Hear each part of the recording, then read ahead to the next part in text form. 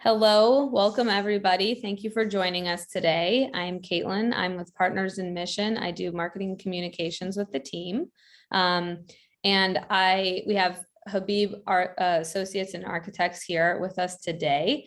So we're going to get started with them in a moment. But first, I want to let you know about our other webinars with our strategic partners coming up this week. So we have Campus Vision tomorrow. And we have Final Site on Wednesday. So I hope you will join us for those. And without further ado, I'm going to hand it over to HA to kick it off. Thank you, Caitlin, very much, and welcome everyone. Good afternoon. Today we're going to be talking about using the facility master planning process in order to achieve school financial sustainability. And we're going to talk about the 10 lessons that we've learned. And just to kick it off, we want to give you a little bit of a inspiring video. So we'll let that run.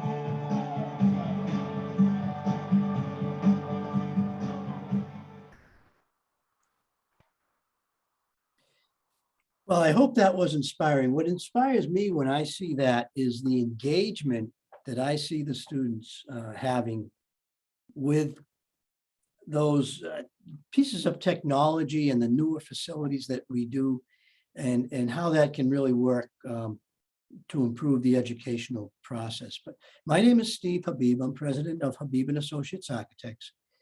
For the past 20 to 25 years, I've been working on focusing on Catholic schools. I've been designing and educational planning educational facilities for the past 25 years. But over the past 20 years, that focus has been clearly in the area of Catholic schools, helping Catholic schools achieve their goals and visions. And with me today is Tam. Hello, everyone. My name is Tamara McCooch. I'm the Vice President with Habib and Associates. And I have been working alongside Steve for the past 17 years and helping Catholic schools to advance and to achieve your mission. And I know for me, that video, certainly a much different experience than when I was in school. and am so excited when we can help Catholic schools to achieve spaces for the students such as that. And even beyond that, we need to even start looking beyond what's available. So thank you all for joining us today and attending, and we will move forward. So what do we mean by Catholic school financial sustainability? Well, we have three key areas that we feel are important in order to have that, that definition fulfilled. And that is that the resources that you have fully support the culture of your school, the educational program, and the facilities and the vision for the future. All of that is there present in your school.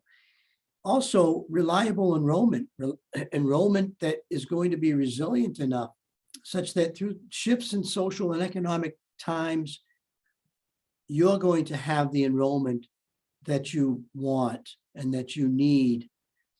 And the confidence in your current and your future financial resources. In other words, an endowment that's adequate to sustain your school institution well into the future.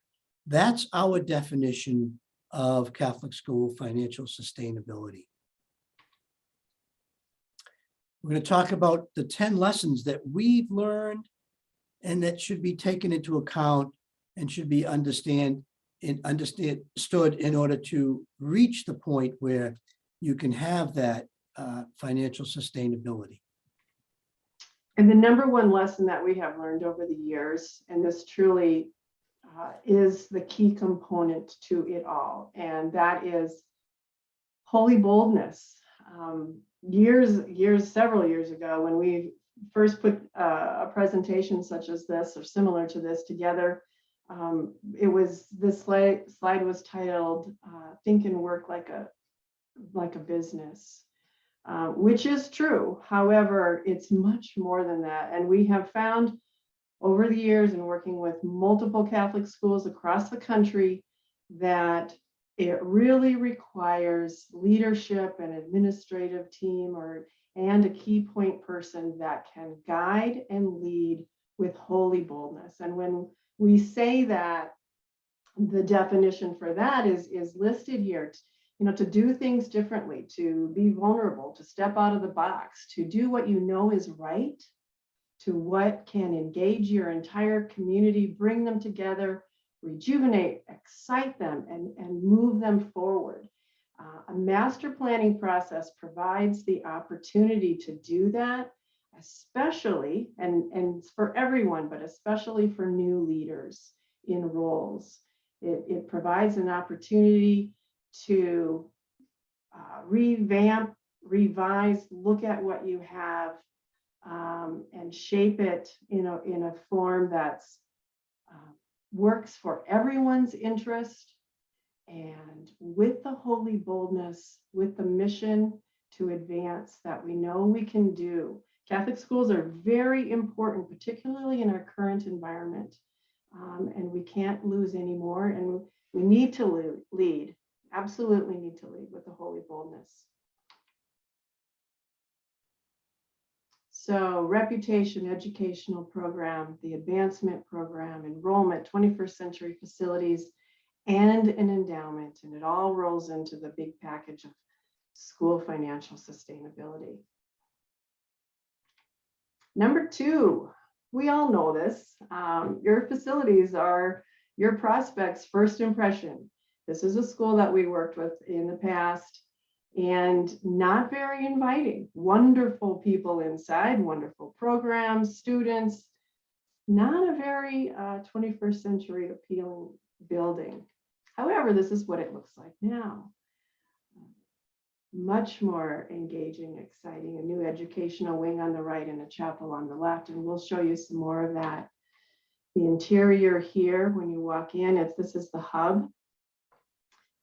There's a gymnasium off this wing, the chapel, the auditorium, a new black box theater, commons area, administration, and the educational wing. It's quite a vibrant and exciting space. We have some videos to show you at the end of this presentation of the transformation of this particular school.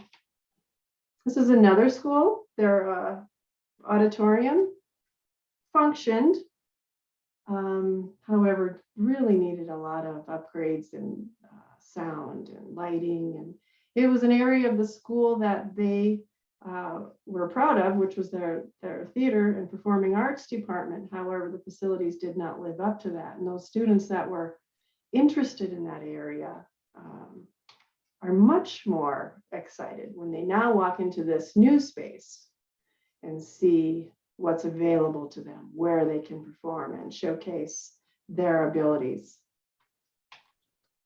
That new auditorium renovation was used. They had a big to-do, an event, and with lots of PR. And so it showcased the school in a new light. And another facility, so down in the left-hand corner, that is an armory that was purchased by this school.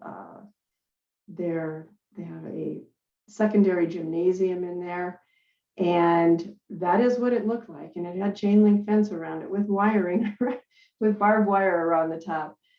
What it is going to look like is the rendering above, and that is currently in the permitting process, making a very big change in their first impression, prospects' first impression. Something that we've learned, a third element, is that in order to build student engagement, you need to have a healthy building. And what is a healthy building? Well, you know, that hallway on the left, it's very clean, it's very shiny, but it's not necessarily reflective of what would be a very enlightened or enlightening space, such as the one on the lower right.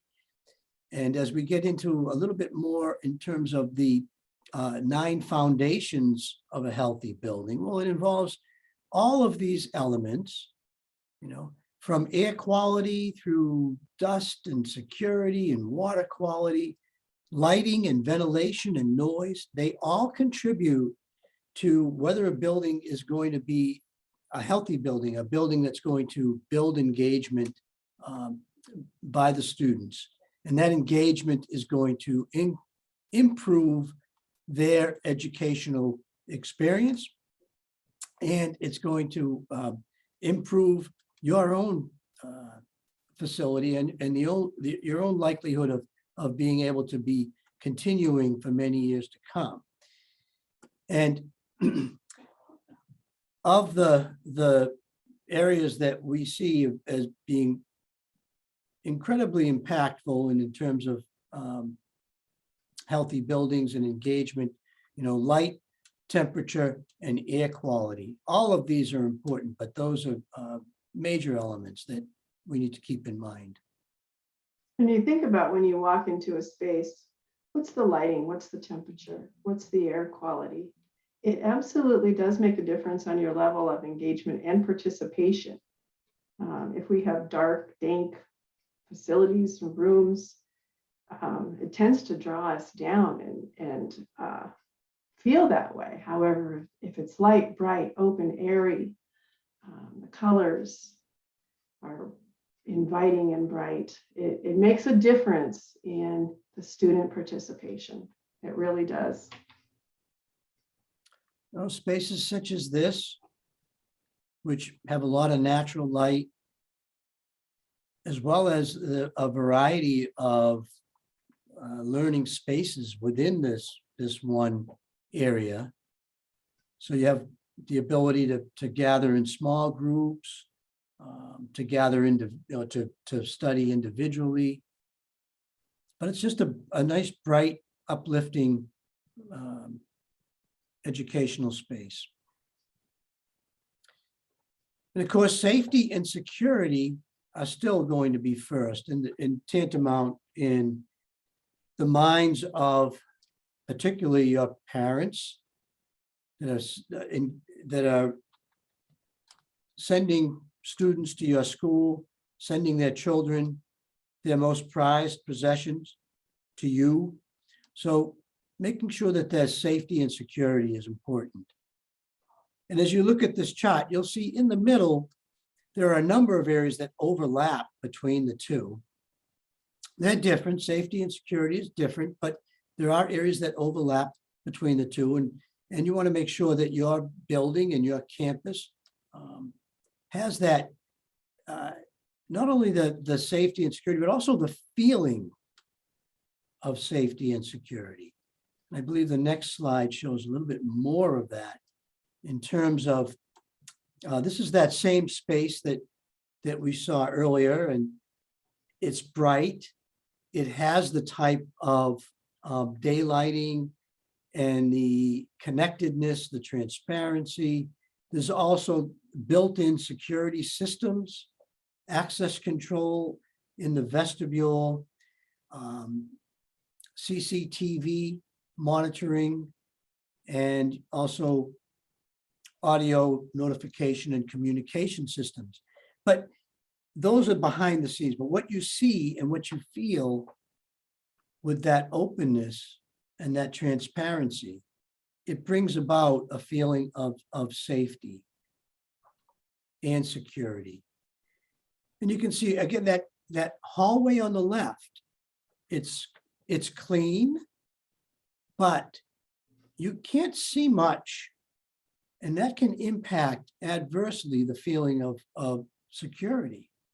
On the right, you see a different type of hallway, a different type of corridor, a corridor that has transparency between rooms that are off of it. And that provides a level of perception regarding safety. We've also learned in number 5 that space and learning must be linked. They can't be segregated. In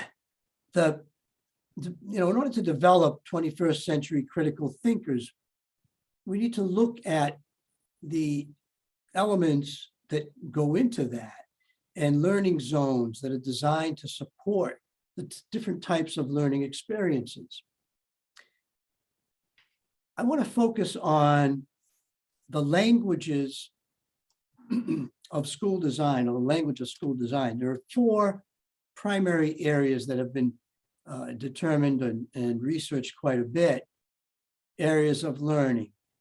From the campfire, where someone, whether it be a person, a teacher or a leader, or actually a student, is in front of a group and is providing a lesson. Okay. The second is a watering hole, and that's where students and individuals will come together on an equal footing and discuss and collaborate and learn from each other and grow in their thought process and in their education. The third can be thought of as a cave, and that's an individual space, a space where somebody can sit and be quiet and read or study by themselves. And the fourth is actually life experiences. And that happens outside of the classroom, but very important, a very important element in the education of a child, or in anyone's education for that matter. So here we see an example of a campfire, a priest conducting mass, and it's that individual at the front and leading the group. An example of a watering hole, where students are gathering on the same level, informally, having conversations. Can be thought of as almost as the water cooler in the office. And it's a good place to just transfer knowledge between individuals. An example of a cave, a quiet study area in a library, individual study, and a life example of educational experience in life. This happens to be a school addition that was under construction, and the students were brought through and experience that, that space as it was being constructed. And then they'll experience it when it's completed, or when it was completed a number of years ago. But that seeing in real life, that experience can be very helpful.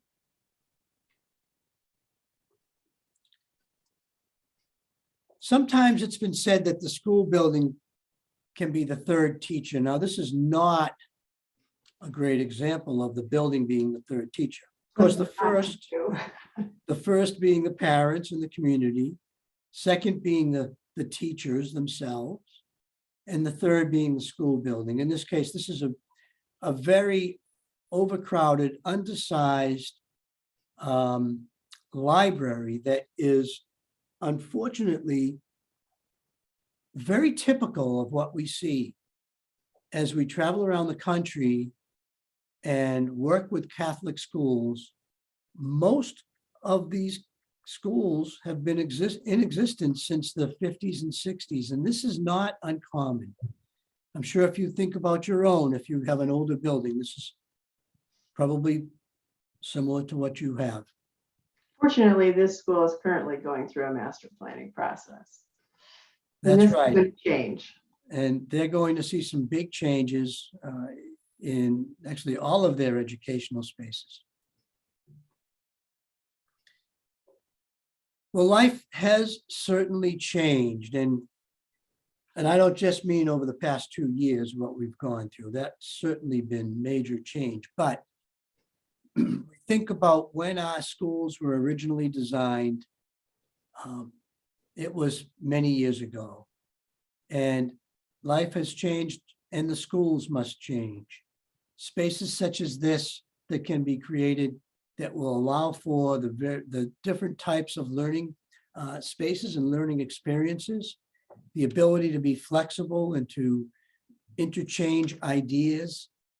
This all works to build that student engagement, and that student engagement is really when students can learn the most. All right, our sixth lesson, Band-Aid tactics do not equal sustainability. We've worked with several schools over the years that have had a great idea, such as those listed here, and they are good ideas. However, doing them independently on their own, a one-off, has not proven or shown to be the needed change to affect long-term sustainability. It's great to enhance the science and STEM labs to increase them. However, just doing that is not enough. Each of these on their own is generally not enough. When you look at what the public schools are doing, now this figure is getting a little old. This is 2018. I need to update this. However, in Massachusetts, where our offices, or our main office is located, I'm in the Midwest. New high schools, new schools are being funded, new elementary schools, new middle schools, new high schools are being funded wholly, in entirety, complete new buildings by the state. And that is also happening in other states around the country. These images down below, with the exception of the pool, are all one particular school that is in a town in Massachusetts. And in 2018, this was a $103 million high school, brand new. It would be a bit more than that today. There was a Catholic school down two local towns away that my daughter attended, which unfortunately is no longer in existence. This is what we're competing with, and we need to do more to keep up with our facilities. And it's not the one-offs, it's not the Band-Aid tactics. Those are short-term. We need a more holistic long-term approach. You know, one thing that we saw those beautiful images of new schools, and we just have to keep in mind that those schools are absolutely free. for the parents. And, we're facing a situation where we're seeing tuition rising in order to keep the school financially afloat. And what that does, in most cases, it reduces enrollment because we find fewer and fewer families able to afford it. And yes, we know that Catholic school that I sit as a trustee on, we give a lot of support, a lot of financial aid, a lot of help. However, there's quite a few students that never make it to the point of applying because they see the cost of tuition. They may not realize how much help they'll get. And they also compare it to the public school, which is new or newer and has the facilities that their child wants. And it can really adversely impact our enrollment. If we continue to increase our tuition, it's going to adversely impact enrollment. We also need to ask ourselves, what's the mission of our Catholic schools? Is it to simply educate those that have the higher resources? Or is it to educate as many students as we can? So that's an important element to keep in mind. So how do we do this? How do we decrease tuition in order to increase enrollment? And we've learned that the use of endowment funds and having a sizable endowment can do that. If the endowment is adequate, the tuition does not need to rise. I'm not suggesting that we necessarily drop that tuition to nothing, but if you think about what we would be able to do, how we would be able to increase our enrollment if we simply didn't have to rely as much on that tuition income to support our school.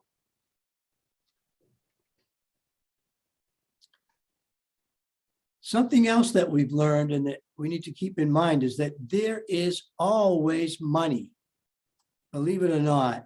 If we take a look at the number of Catholics or the percentage of Americans who identify as Catholic, if we look at 1965, okay, 25% of Americans identified as Catholic.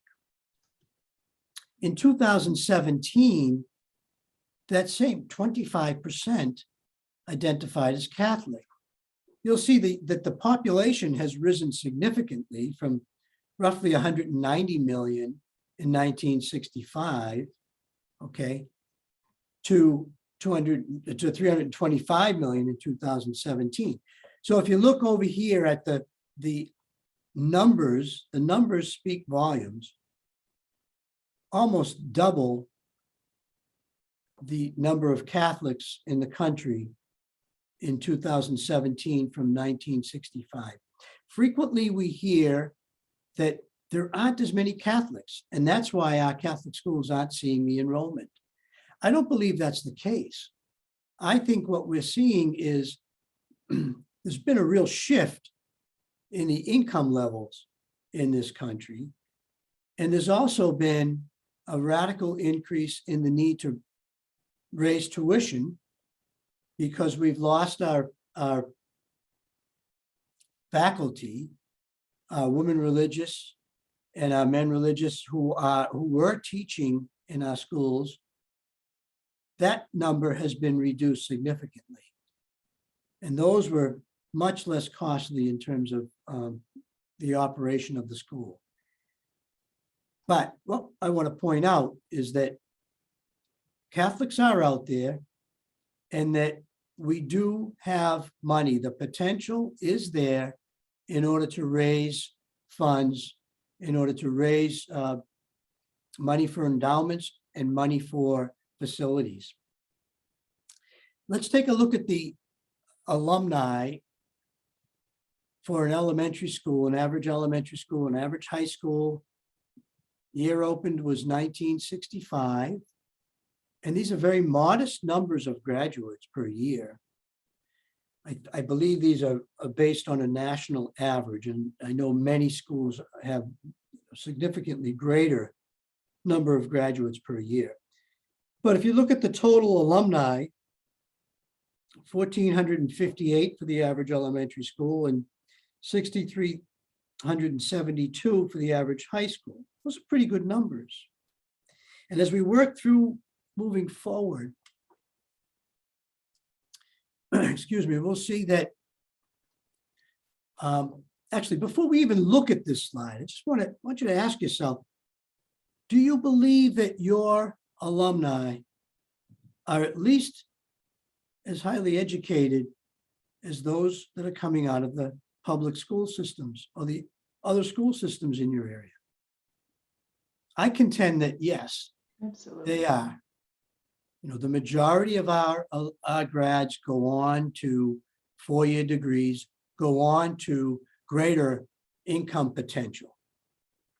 And that higher earning potential is something that we should keep in mind. So let's move forward a little bit. We'll see what, if we look at what could be achieved, and this is the average elementary school. If we look at the wealth bracket over on the far left, and the net worth of individuals in that wealth bracket, and go down to the bottom and you see the 1% or the wealthiest, keep in mind that we have some of those. We have some of those from our school. There's no two ways around it. And you look at if we got 1% donation from the top 10% of earners of those alumni, we'd be talking about just under $6 million being able to be raised by the average elementary school. The money is there.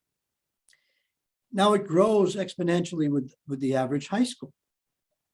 If we look at that same information and anticipating that our students are certainly as well educated and certainly have the earning potential of the other schools in our area, we can see that the potential is there to raise close to $26 million from simply 1% donation from all the alumni who are in the top 10%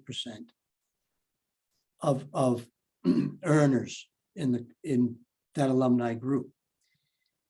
So it's achievable. We know it's there. Your alums are wealthy. There's no question in my mind. It's not always easy to tap into that. And that's where we're going to talk about the process. I don't know if I'm jumping ahead, Tam, correct me if I'm wrong. You're fine. But Right on track. right on track. So Number 9, engaging in the master planning process.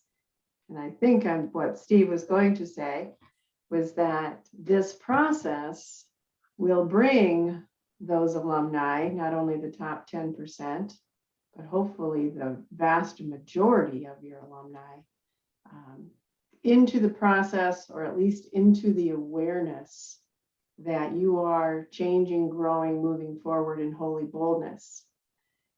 The master planning process, we're going to go through a few slides and use a school that we've worked with in the past as an example of how the master planning process unfolds.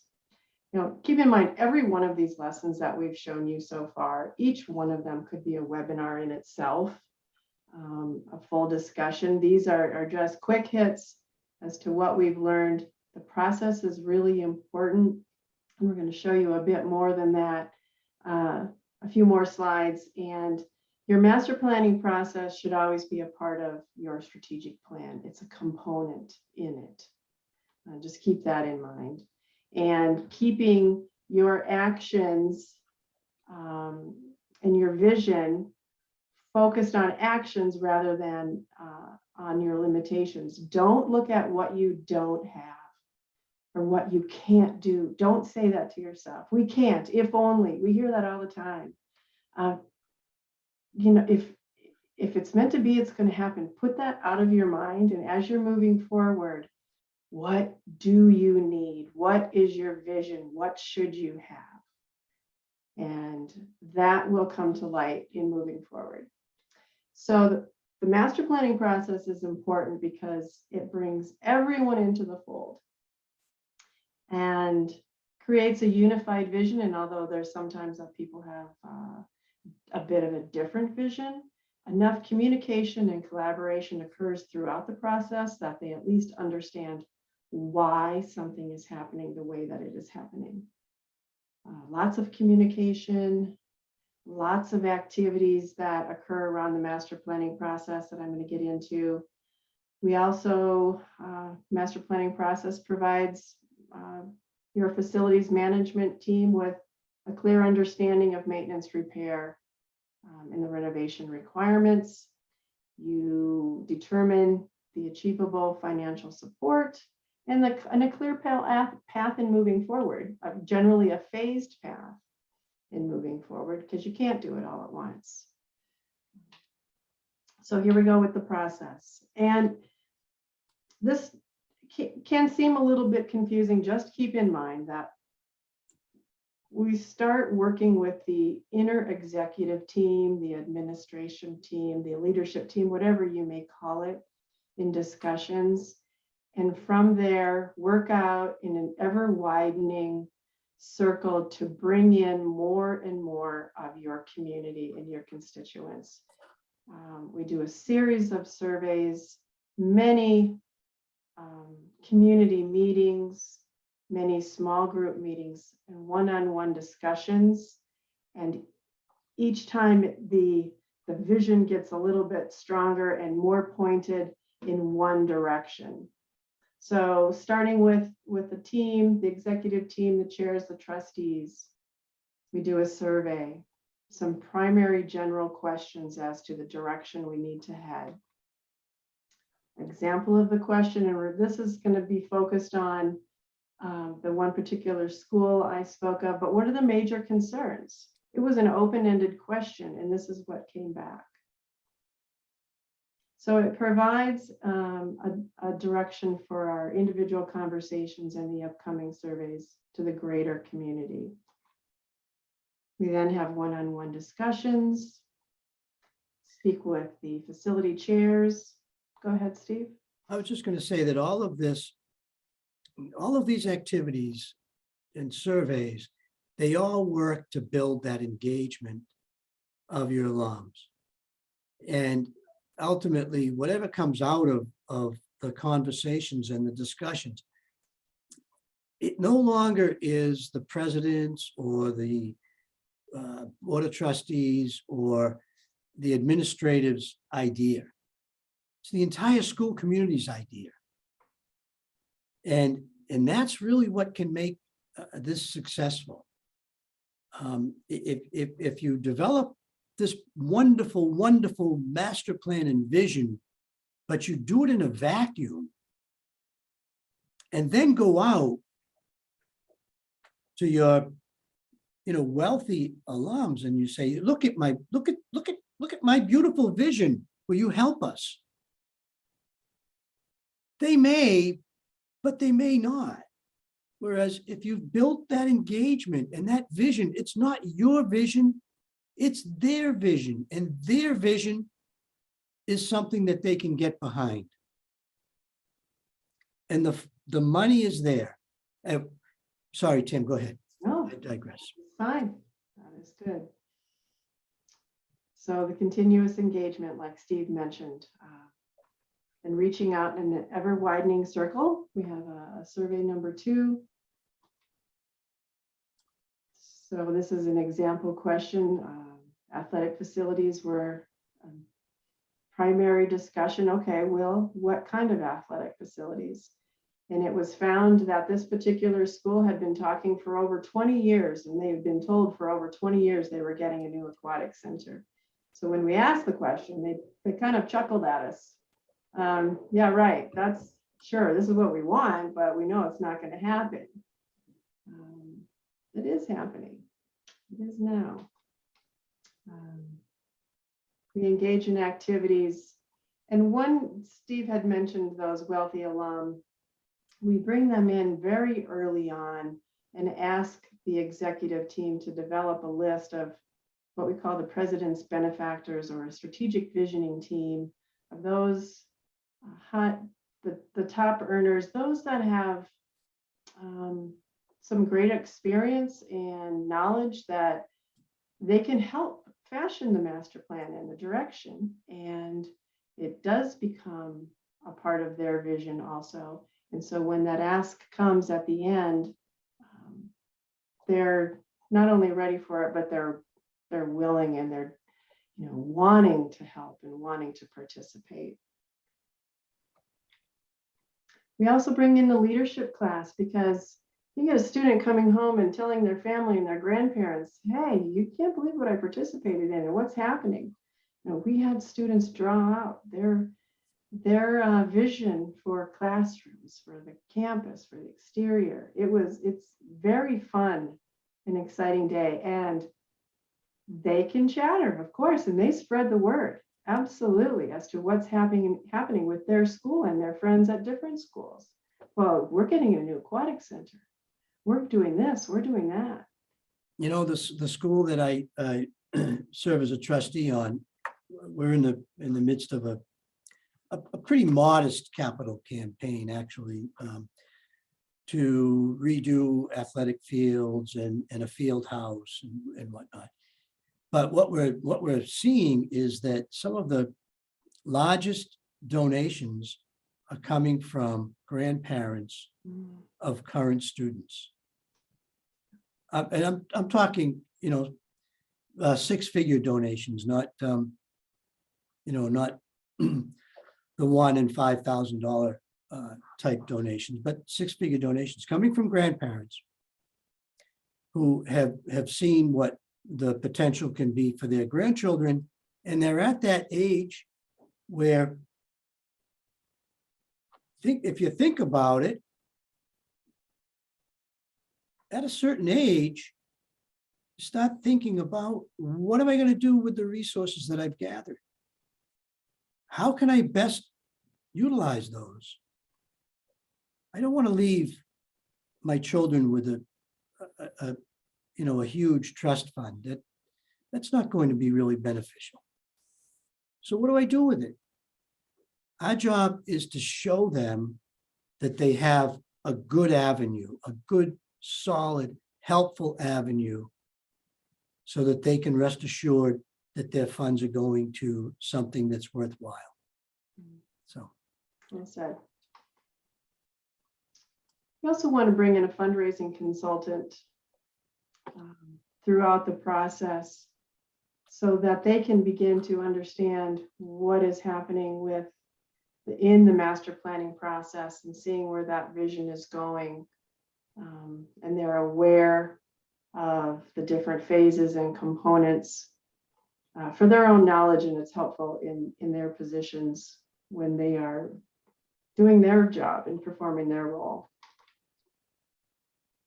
And as all of the engagement is happening, and the architectural team behind the scenes is working on the space needs assessment. Yeah, it's important to really examine what you need for space, not simply now, but what you're going to need in the future. What do you anticipate your enrollment to be? So in order to do that, we really have to do an inventory of the existing facilities. We look at the desired enrollment that we want to achieve, and we calculate the spaces that are required in order to do that, and really determine the long-range space needs. And that's going to include not only what you're currently offering for courses, but think about that inspiring video and what types of courses and what types of technologies are our students going to need in the future. All of that is put into the program and works towards ultimately determining what you need for space. In this example, this is a school that had 700 students, but was considering increasing its enrollment up to either 860 students or 1,000 students. And what this chart did was it showed the extent of the square footage that would be needed in order to add those educational spaces. The core facilities were large enough in and of themselves so that what was simply being added with square footages was classroom space.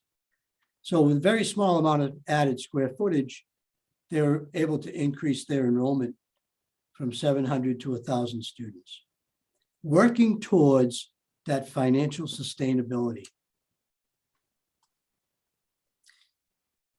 Now, another element that needs to be looked at is your existing buildings and what would be needed to be spent in order to continue to keep them in operation. So we need to determine the life expectancy of all of those building systems, and then what the cost is to maintain them. What types of systems are going to need to be replaced moving forward, because we don't simply want to result in a plan that builds something new, but that ignores all of the existing buildings or building. So importantly, understanding that and understanding it in a way that is clearly communicated is important. And this is a sample chart that shows, in this case, there are two buildings. There's a main building and an annex. The annex being a former convent. And so the types of elements and systems within each building, as well as the site, are analyzed and determined what the cost would be moving forward in order to keep those buildings current, in order to keep them in a well-maintained state. The benefit of this, a huge benefit that we have heard over the years of facility condition assessment to the maintenance personnel, what you're looking at is the summary sheet. For each of these categories in each building, there are pages of detail that shows life expectancy and the dollar cost to upgrade or renovate or change or whatever it may be. So they can, the facility personnel can go right to their assessment and see what's potentially upcoming as far as budgeting. Okay, so while the space needs assessment and the facility condition assessment are occurring, we are still engaged in that continuous involvement of the community and bringing in more of the fold. And we're now at the parents and the alumni with our vision confirmation survey, which survey is generally the third survey that we participate in, and ask questions in such a manner that this is the direction we're heading. Do you agree with that direction? So again, the example of the aquatic center, the Guardian survey shown on the left, they were given options, and the alumni survey on the right, same options, confirmed that the aquatic center was the first area of athletic facilities that they wanted to see addressed. And so obviously that's just one question. There are many components to developing the final options. However, then the final options are developed that and take into account all of the activities, educational, religious, and other, and those are then shown to the community. And we receive feedback and take questions. And once that is done, refine them, and you end up with a final facilities master plan that you then begin to roll out, because everyone is expecting it. Okay, we don't just stop. We don't just now have this beautiful report with all of the assessments and the surveys in it. That goes on the shelf. We are now moving into, or may have already moved into, permitting of phase one. That's the continuous engagement and communication. And certainly this school administration could have worked simply with us in developing this master plan. But what they would have missed if they had done that is all of that engagement that's going to move the project forward. And the next step after going through all of those discussions is to continue to communicate with the community, and to develop presentation materials and distribute those. The idea here is to keep the school community in tune with what they've been working on for many months prior. And your fundraising consultant is also now really engaging in their role in moving forward.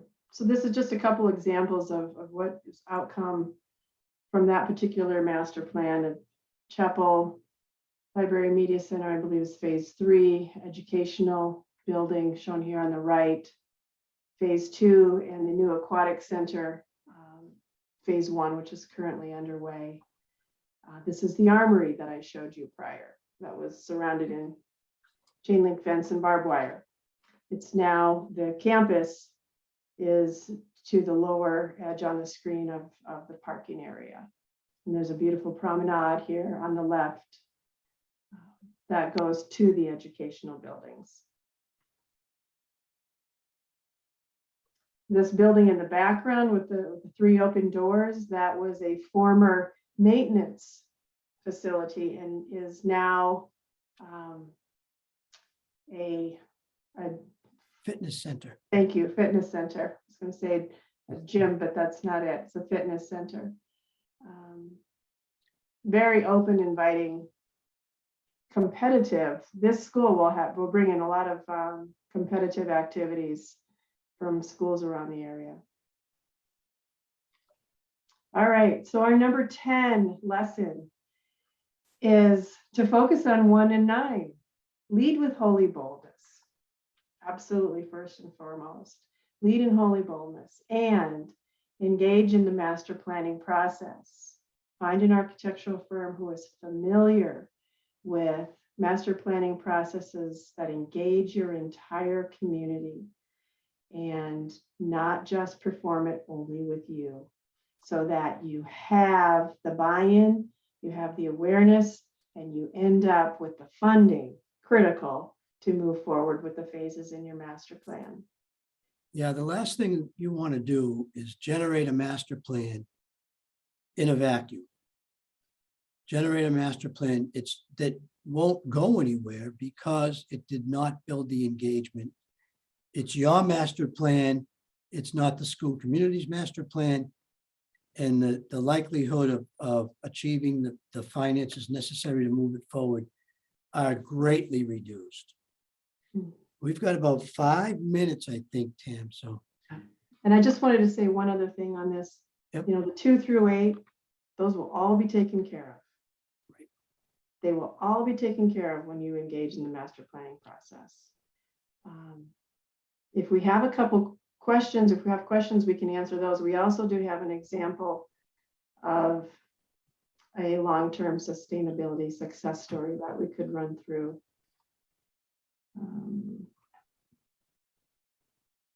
How do we know if there's questions, Tam? I do not see any questions right now. Yeah, there aren't any that have come up yet. Okay. Thank you, Caitlin. Well, one thing you can keep in mind, whoever is watching this, whether it be now or in the future, feel free to reach out to us, either myself or Tam or any of the team members at Habib and Associates. And we're happy to speak with you about whatever it is regarding your school. Whatever it is, we can help you with. And our information is on the last slide of this presentation today. But why don't we run through a school that we've been working with, have been working with since 2014. This is in the lower left is their original entry. And there's an aerial.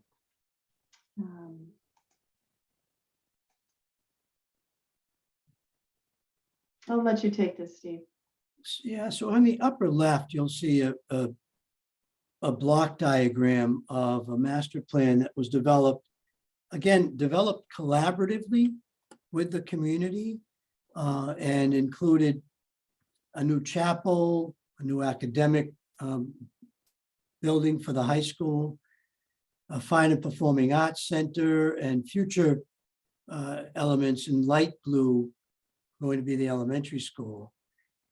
Here's the chapel on the left and the academic wing on the right.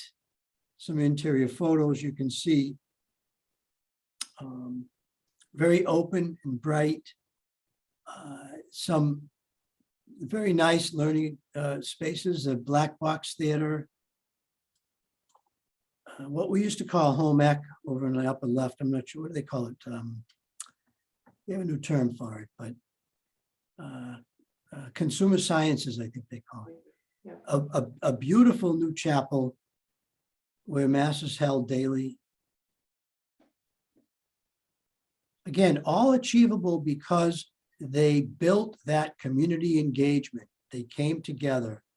Got a little video that shows. This is the phases the of phases this of, project. right, phases of the project. This part that was showing is what the part that we kept of the existing building. And what just rose was the academic expansion and the chapel, as well as fine and performing arts center towards the middle of the image. And as we move around the campus, we're going to see some other buildings crop up. Early Childhood Center is going to appear at the bottom of the screen, and that's currently under construction. As we speak, foundations are going in right now. And then the next phase beyond that, which will be going up, foundations will be going in within the next 2 months. And that's a simple block because the design of that is still being fast-tracked, but that's going to be a gymnasium as well as a cafeteria for that elementary school. Over here, we're going to see the next phase that will be going up will be an additional supplementary gymnasium, as well as 5th and 6th grade classroom expansion. Okay. And then the development of the athletic fields, turf field and synthetic track that will be going in. So they have a big vision. Importantly, they built it with community engagement. It was not done in a vacuum. And led by an individual with great holy boldness. Very much so, yes. Very much so. Mhm. We are now at the end of this session today. Thank you very much for joining us. Please, as Steve mentioned, if you have any questions, we are just here to help. At any time, please give us a call. Their information is also available on our website where you registered for this session, so you can find it there as well. Thank you for joining us today. Thank you, Caitlin. Thank you, Partners in Mission.